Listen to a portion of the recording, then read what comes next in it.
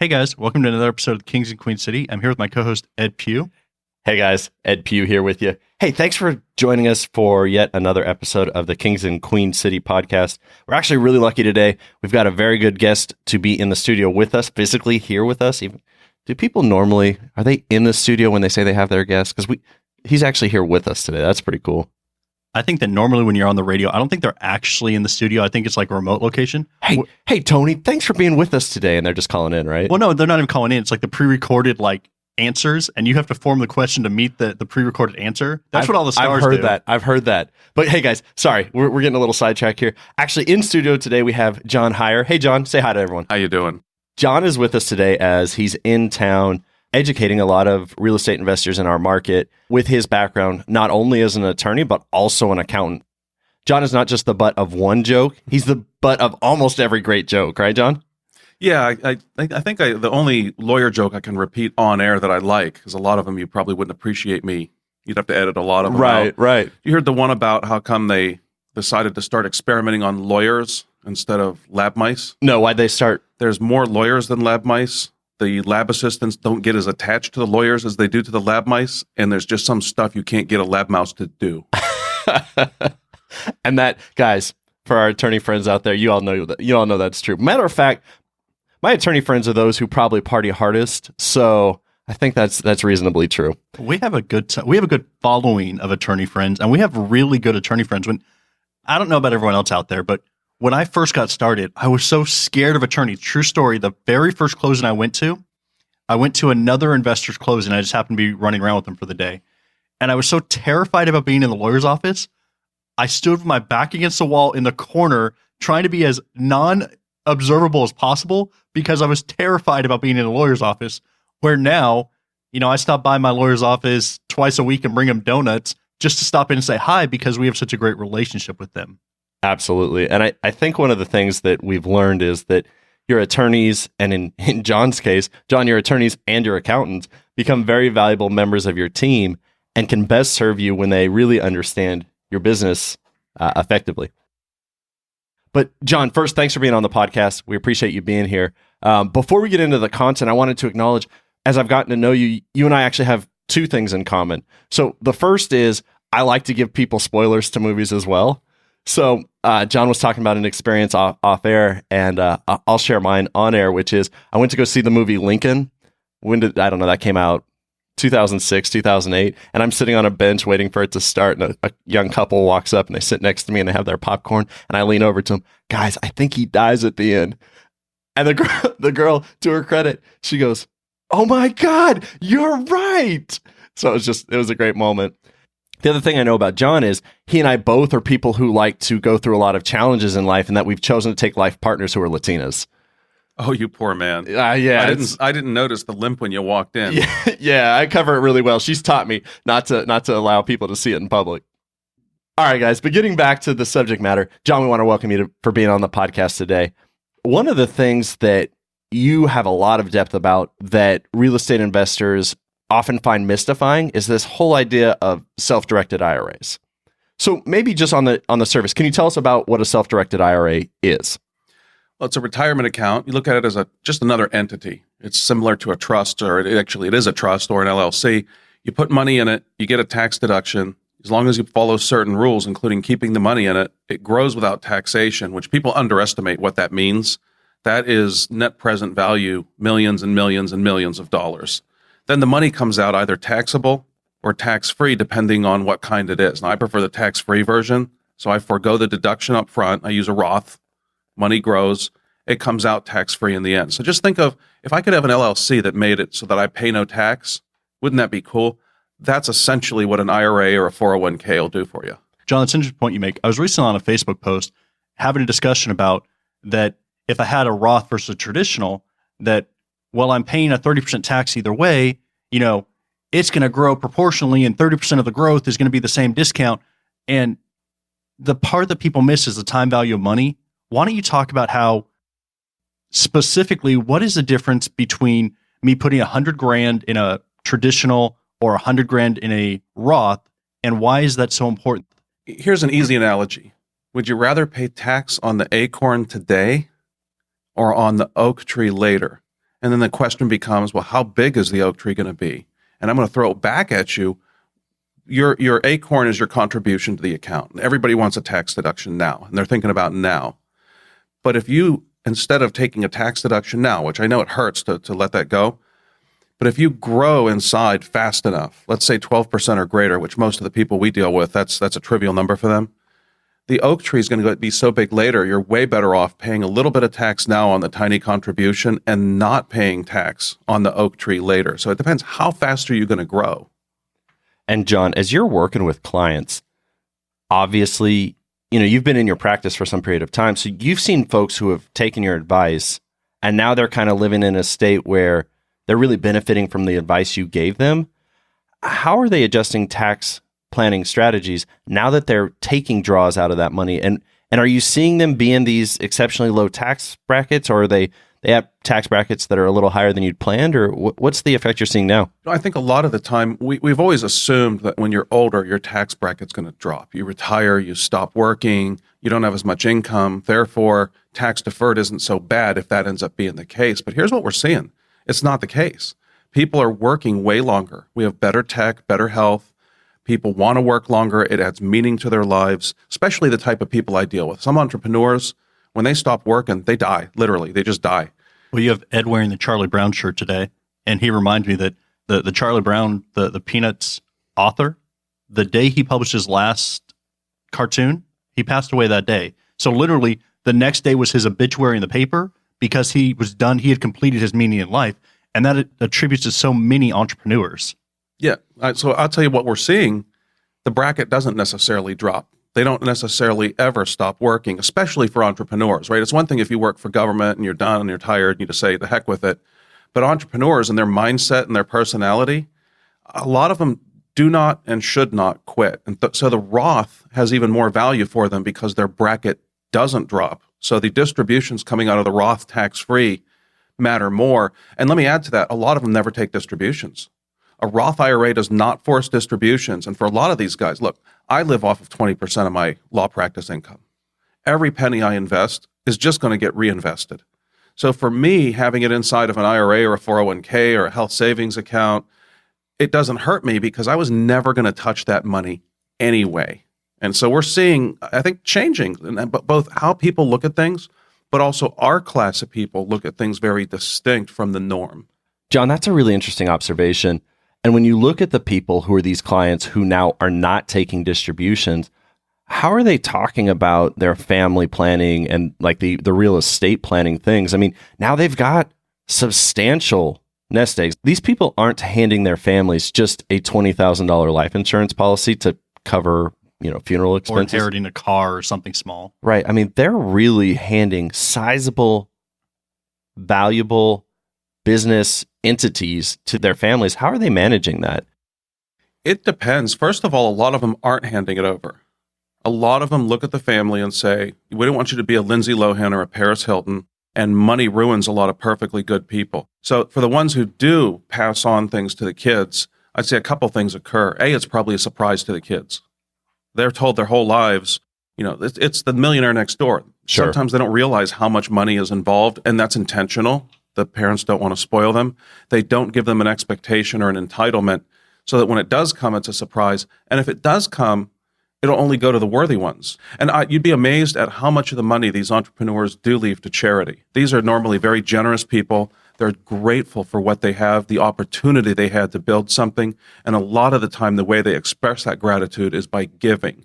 Now, to the extent it goes to the family, you have a decision to make. How responsible is each person? So there are trusts set up to control it for some of the less responsible ones.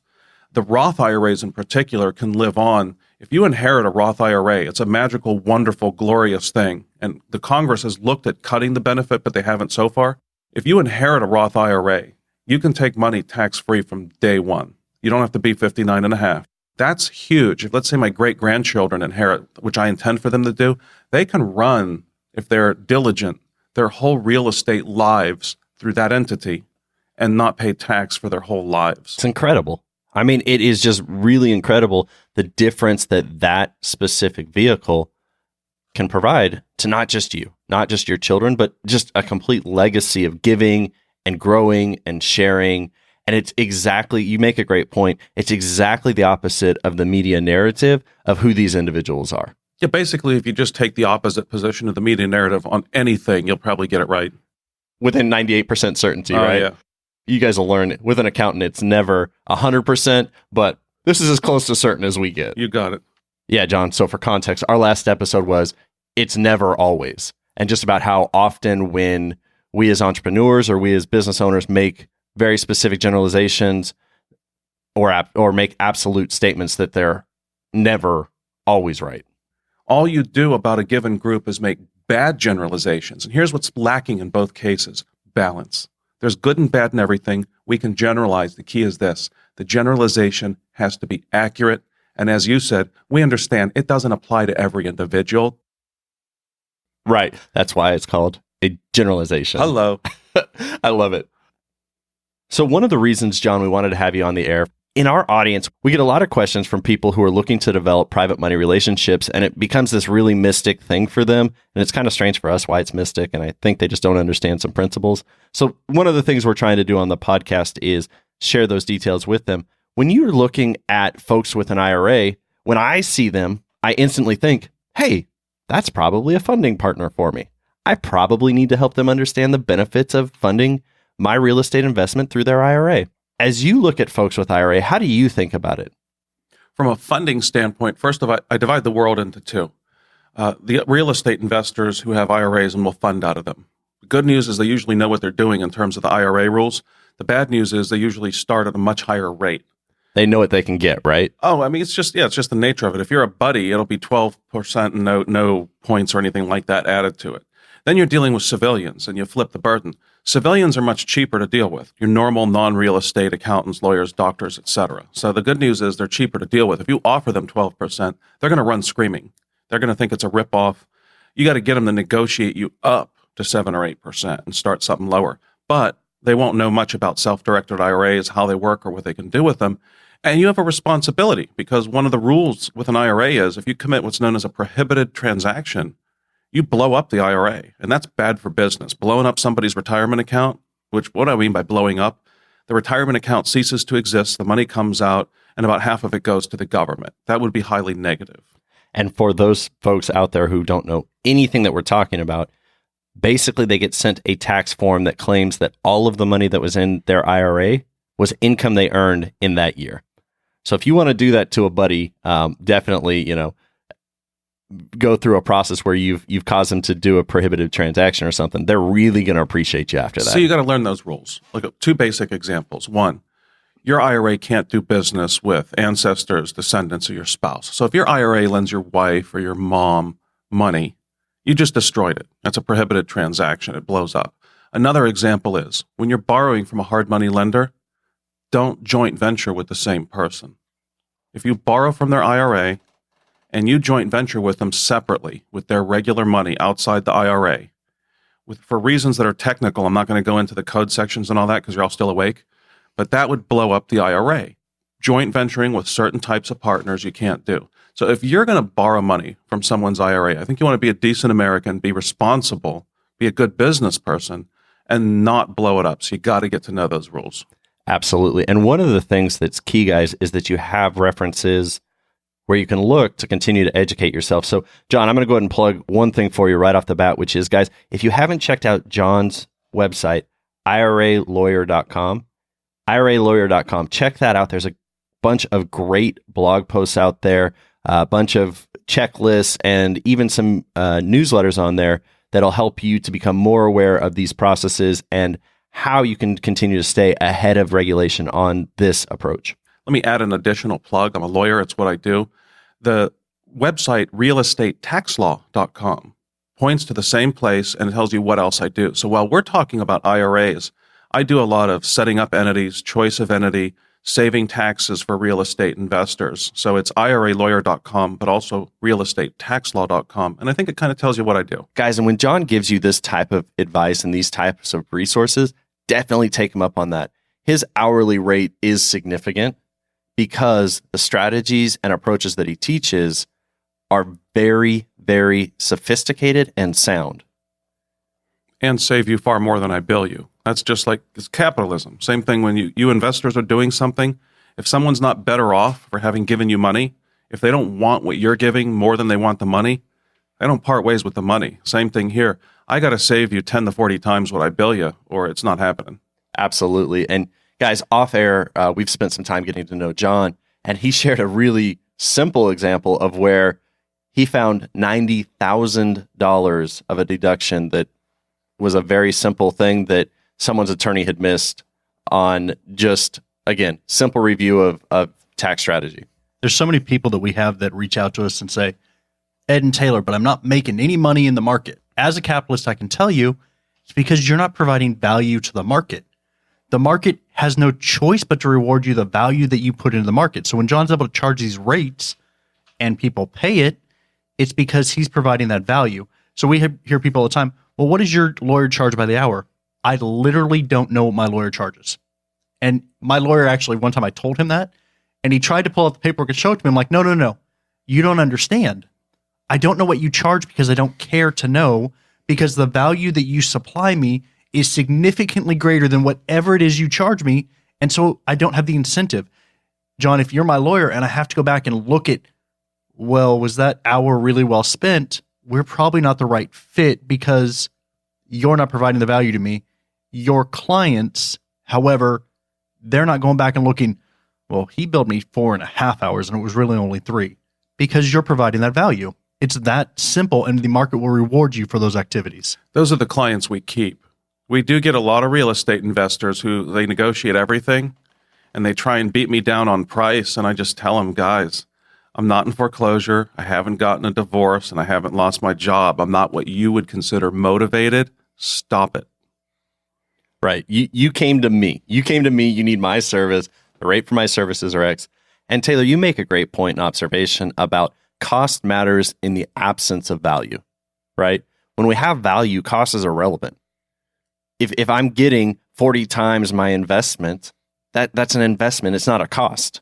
Well, then how much can I invest at that rate, period? Like, I'll buy 12 of them. Well, and you alluded to this in the context of investors. We see this a lot with newer investors who are doing the assignment. You know, they'll go try it, wholesalers, they'll go try and find a deal and assign the deal, and they're frustrated. Well, that's because it's not a deal. And what they think is a deal, or you know, their vision of fair market value or their vision of rehab cost. And, you know, we got to love them for trying. You got to keep practicing. That's why they call a law practice a practice, right? You keep practicing until you get it right. But because I do buy properties in addition to being a lawyer and an accountant. I do low income properties. I buy from wholesalers. I know a deal when I see one. Thankfully, I've got a lot of deal flow because all my clients nationwide are real estate investors. And so I get calls from everywhere constantly for deals, and I get to cherry pick. And it just, sometimes, you know, I can see you guys grinning. It's amusing sometimes what some of the wholesalers think is a deal. Absolutely. And one of the reasons that Taylor and I are focusing our business in the way that we are, where we're looking to acquire some service industry businesses over the next year, is that some of those deals that we're finding, specifically in our local metro of Charlotte, are not as compelling as they once were. And so we're having to shift some strategies, but it's funny to see what people will try and put on our desk and say, hey, I've got this amazing deal. You know, I've only had to call 30 investors so far and no one's bid on it, but you're the guy. No, I'm not the guy. Generalizations, right? If you have a deal under contract and you don't have a buyer in place within 7 days, and you are absolutely marketing it on some of your local real estate groups and Craigslist online, key indicator alert. We called something else on the other episode. Major key alert. It's not a deal. Totally true. I'll tell you what we've seen is when there's a real deal, the money will rush to it. Well, and that's where you end up in the multiple bid situation, which is really common in our market when you actually have a deal. And there are a number of professional buyers in our market, and we know a lot of them, and they'll multiple bid on the same deals because when you find a deal, the money can't help but show up. The universe has no choice but to give you that money. And that's especially the case in the present environment. As I mentioned during the seminar yesterday, we profit, if properly observed and used, we profit from human stupidity, which, thank the Lord, is in great abundance. Rates are artificially low. The government, for a variety of reasons that benefit it, has kept rates artificially low. which means there's a lot of money looking for a return, and that money is willing to take a lower return than normal. In fact, that's one reason we're seeing more activity with self-directed IRAs. I'll give you an example. One thing I like to do to grow my accounts is borrow money, in other words, my IRA or my 401k, when it doesn't have enough money for a deal, I will borrow from someone else, or I will borrow from someone else's IRA so that I have enough to do the deal inside my 401k or IRA. And what helps me a lot now is, 10 years ago, if I'd have said, would you have your IRA lend my IRA money? Most people, most civilians in particular, would just roll their eyes and laugh. And now they listen. Why? Because government policy is driving people who seek return straight into our arms. It's really incredible. I think some of the environmental elements of what we're seeing in the market today are really unique as far as dynamics that may be unique to a generation. And there will be a whole group of growth and a whole group of investments that may not have happened absent government policy being what it is. So, John, I certainly agree with your point of view on that. Well, and we're waiting for the backhand. The Fed's raising rates, and this economy is very rate-driven and very Fed-driven instead of being driven by entrepreneurs and economics.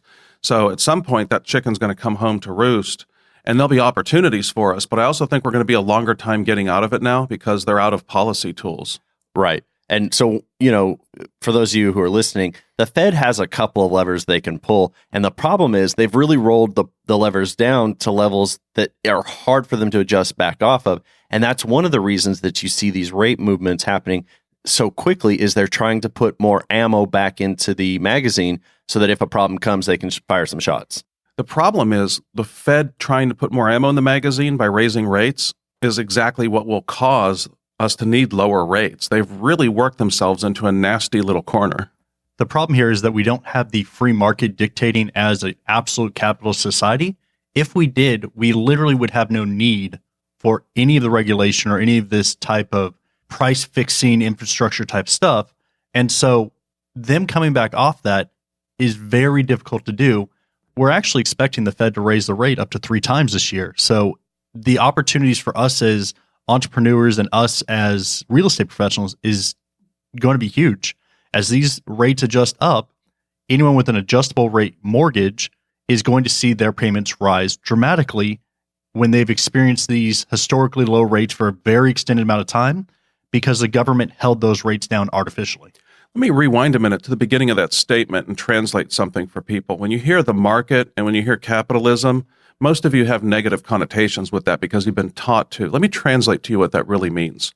Free people make better decisions. The internet is not one centralized Skynet that has all the decision-making power. The internet works as wonderfully and efficiently as it does because it's a distributed system. There are a ton of little, let us say, individuals on the internet that each make decisions, that each do things, and that works. Let me tell you what we call that when human beings are the distribution points. We call that freedom.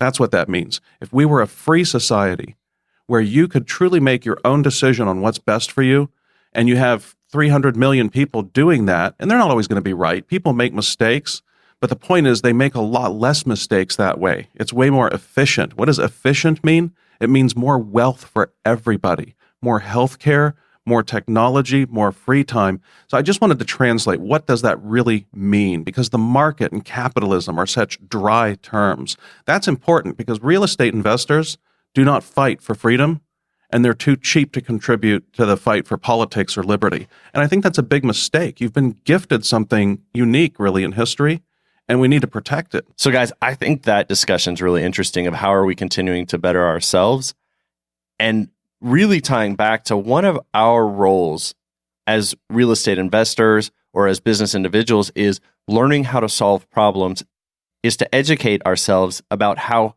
historically others have solved similar problems or diagnosed similar symptoms.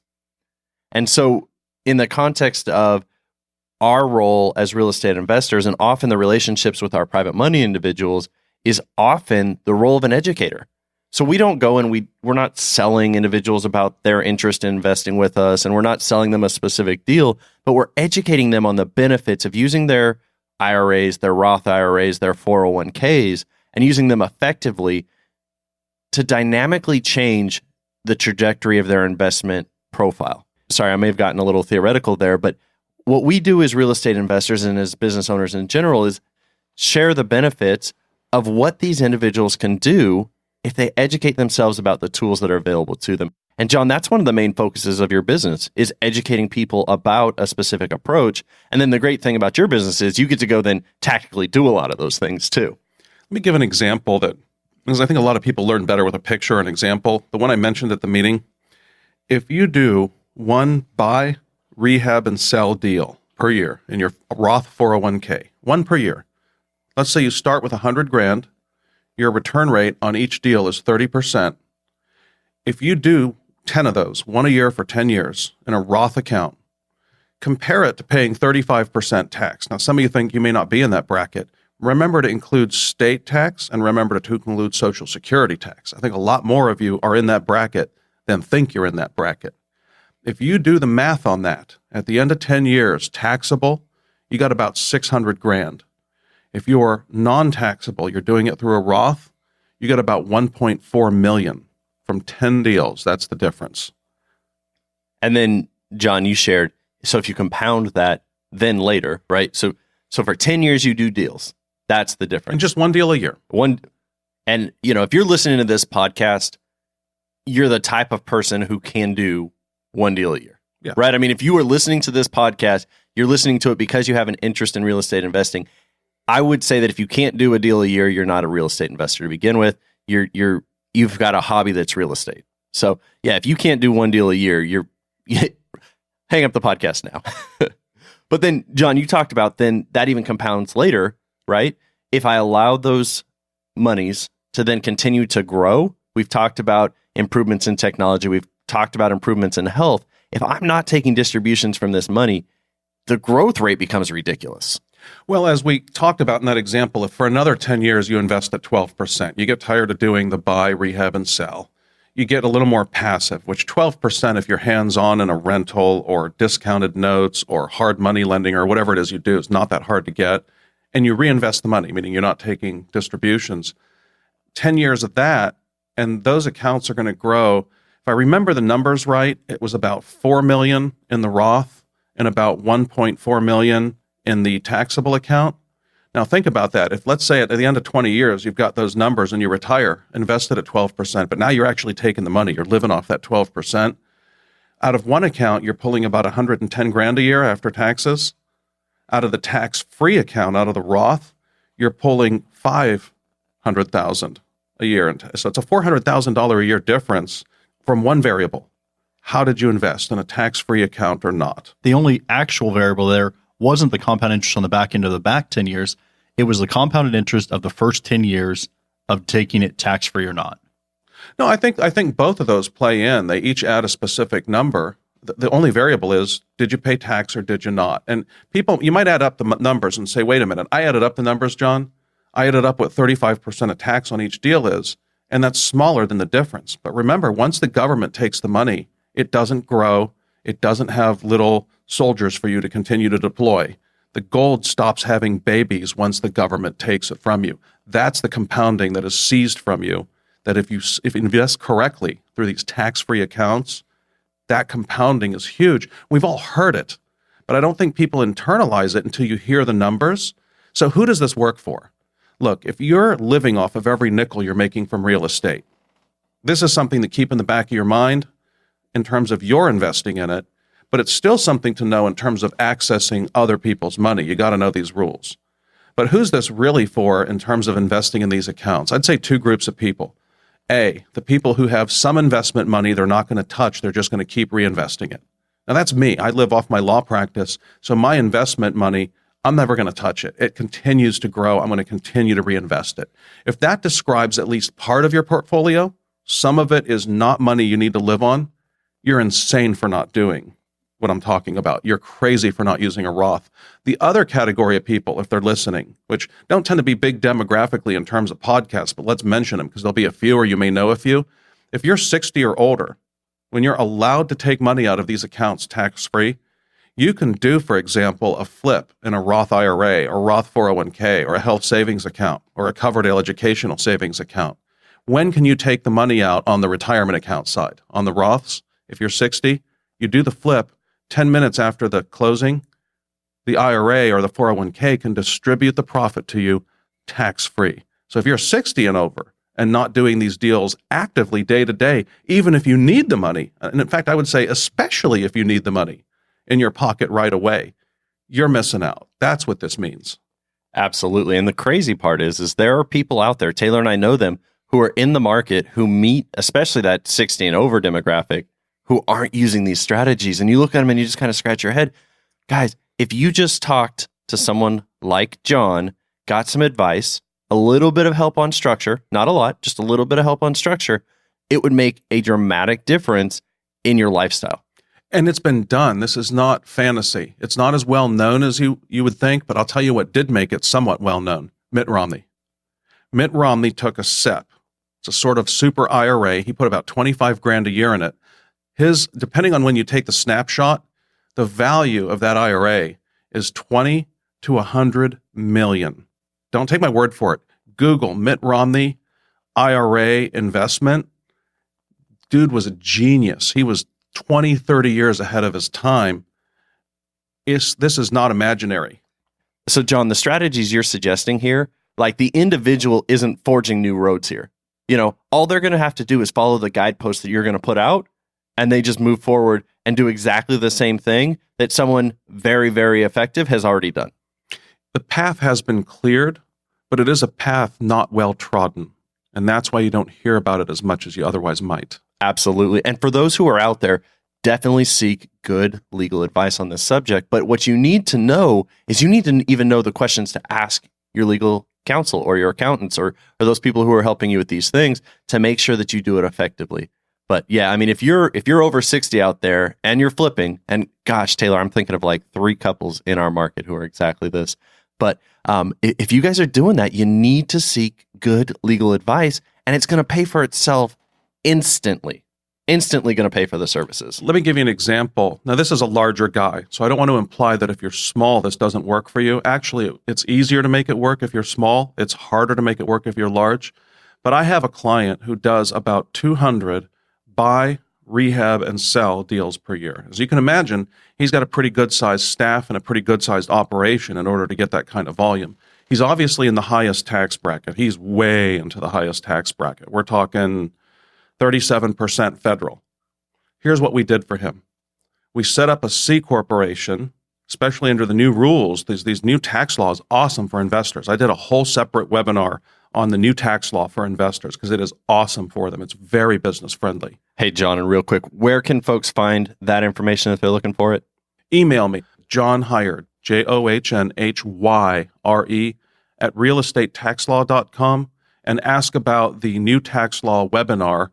It is for sale. I'm a capitalist. It will save you stupid money. Give you an example. If you have rental properties, under the new law, there's a way when you buy a rental property to write off 15%. So if you buy a rental property for 100 grand, in year 1, you should be taking a write-off of 15 grand. So if your 15 grand isn't worth the investment with John and his system, then definitely keep doing it the old way. But if you want 15 grand, this will easily pay for it.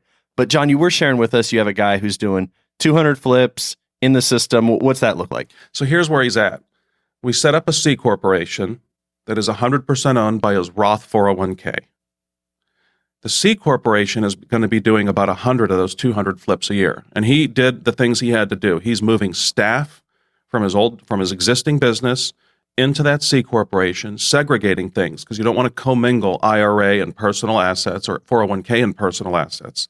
This C corporation has its own staff. He is not participating as a service provider. This staff knows what to do. And that's important because you can't provide services to your own IRA or to your 401k. Again, guys, that's the disqualified persons issue that John talked about previously. So this 401k is going to borrow like he normally does in order to fund these deals. He's going to do about 100 deals a year. God only knows how much that means. I'll bet you he pulls at least 15 grand net off of each deal. So do the math. Yeah, if you're sitting at home doing this math, guys, it's substantial. Follow it along. So instead of paying 37% tax rates, which is what he would have paid had he done it in his name or in an S corporation or in an LLC, the C corporation rate's 21%. So he's paying lower than he would have paid. Where does that money go? The C corporation distributes it, aka makes a dividend payment to the 401k. how much tax is paid on that? Zero.